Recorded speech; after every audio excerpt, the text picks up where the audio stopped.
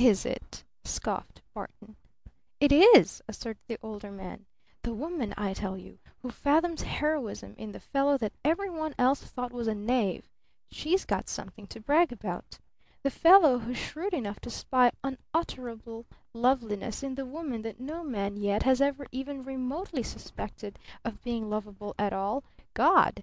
It's like being Adam with a whole world virgin."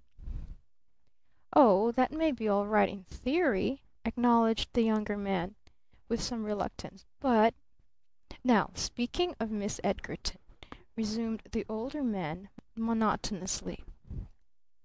"Oh, hang Miss Edgarton!" snapped the Younger Man. "I wouldn't be seen talking to her. She hasn't any looks. She hasn't any style. She hasn't anything. Of all the hopelessly plain girls, of all the "Now see here, my young friend," begged the Older Man blandly. "The fellow who goes about the world judging women by the sparkle of their eyes or the pink of the cheeks or the sheen of their hair runs a mighty big risk of being rated as just one of two things, a sensualist or a fool." "Are you trying to insult me?" demanded the Younger Man furiously. Freakishly the Older Man twisted his thin-lipped mouth and one glowering eyebrow into a surprisingly sudden and irresistible smile. "Why, no," he drawled. "Under all existing circumstances I should think I was complimenting you pretty considerably by rating you only as a fool." "Eh?" jumped Barton again. "Hmm," mused the Older Man thoughtfully. "Now, believe me, Barton, once and for all, there's no such thing as a hopelessly plain woman. Every woman, I tell you, is beautiful concerning the thing that she's most interested in. And a man's an everlasting dullard who can't ferret out what that interest is and summon its illuminating miracle into an otherwise indifferent face." "Is that so?" sniffed Barton. Lazily the Older Man struggled to his feet and stretched his arms till his bones began to crack. "Bah! What's beauty, anyway?" he complained, "except as a question of where Nature has concentrated her supreme forces in outgrowing energy, which is beauty, or ingrowing energy, which is brains. Now, I like a little good looks as well as anybody," he confided, still yawning. "But when I see a woman living altogether on the outside of her face, I don't reckon too positively on there being anything very exciting going on inside that face. So, by the same token, when I see a woman who isn't squandering any eccentric fires at all on the contour of her nose, arch of her eyebrows, or the flesh tints of her cheeks, it surely does pique my curiosity to know just what wonderful consuming energy she is busy about." "A face isn't meant to be a living room, anyway, Barton, but just a piazza where the seething, preoccupied soul can dash out now and then to bask in the breeze and refreshment of sympathy and appreciation. Surely, then, it's no particular personal glory to you that your friend Miss Von Eaton's energy cavorts perpetually in the gold of her hair or the blue of her eyes, because, rain or shine, congeniality or non-congeniality, her energy hasn't any other place to go. But I tell you it means some compliment to a man when in a bleak, dour, work-worn personality like the old Botany dame's, for instance, he finds himself able to lure out into occasional facial ecstasy the amazing vitality which has been slaving for science alone these past 50 years. Mushrooms are what the old Botany dame is interested in, Barton.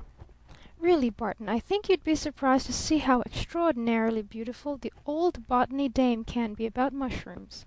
Gleam of the first faint streak of dawn, freshness of the wildest woodland dell, verve of the long day's strenuous effort, flush of sunset and triumph, zeal of the student's evening lamp, puckering, daredevil smile of reckless experiment. Say, are you a preacher?" mocked the Younger Man sarcastically. "No more than any old man," conceded the Older Man with unruffled good nature. "Old man?" repeated Barton skeptically. In honest if reluctant admiration for an instant he sat apprising his companion's extraordinary litheness and agility. "Ha!" he laughed. "It would take a good deal older head than yours to discover what that Miss Edgarton's beauty is." "Or a good deal younger one, perhaps," suggested the Older Man judicially. "But but speaking of Miss Edgarton," he began all over again. "Oh, drat Miss Edgarton!" snarled the Younger Man viciously. "You've got Miss Edgarton on the brain! Miss Edgarton this! Miss Edgarton that! Miss Edgarton! Who in blazes is Miss Edgarton, anyway?" "Miss Edgarton? Miss Edgarton?" mused the Older Man thoughtfully. "Who is she? Miss Edgarton? Why, no one special except just my daughter." Like a fly plunged all unwittingly upon a sheet of sticky paper, the Younger Man's hands and feet seemed to shoot out suddenly in every direction. "Good Heavens!" he gasped. "Your daughter?" he mumbled. "Your daughter?"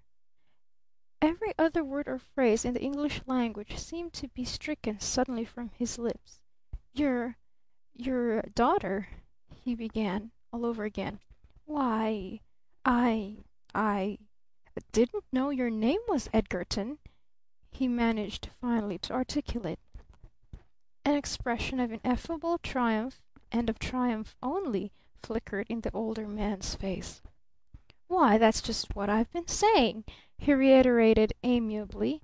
"You don't know anything." Fatuously the Younger Man rose to his feet, still struggling for speech. Any old speech.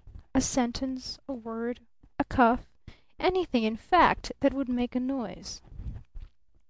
"Well, if little Miss Edgarton is little Miss Edgarton," he babbled idiotically, "who in creation are you?" "Who am I?" stammered the Older Man perplexedly.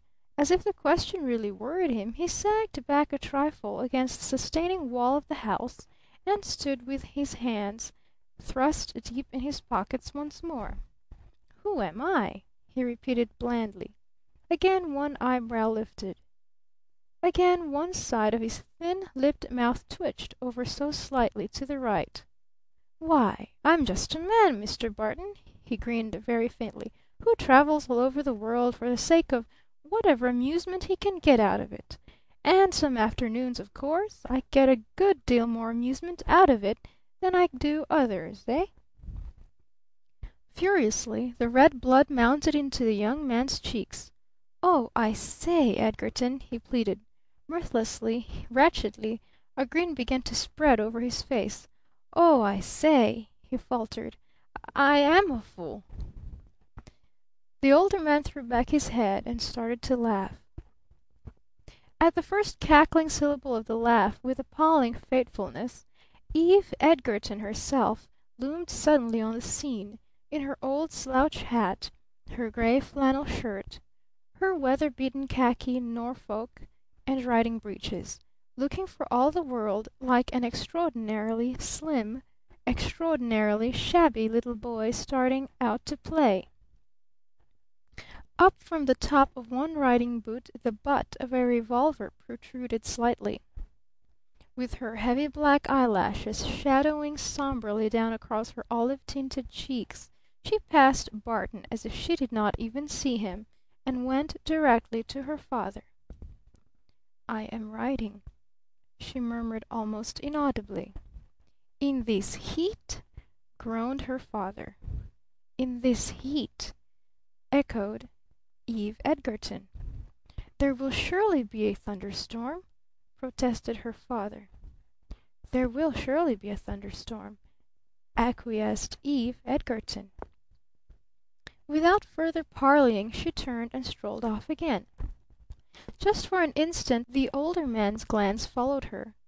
Just for an instant, with quizzically twisted eyebrows, his glance flashed back sardonically to Barton's suffering face. Then very leisurely he began to laugh again. But right in the middle of the laugh, as if something infinitely funnier than a joke had smitten him suddenly, he stopped short, with one eyebrow stranded halfway up to his forehead.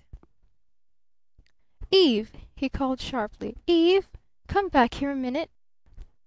Very laggingly from around the piazza corner the girl reappeared. "Eve," said her father quite abruptly, "this is Mr. Barton. Mr. Barton, this is my daughter."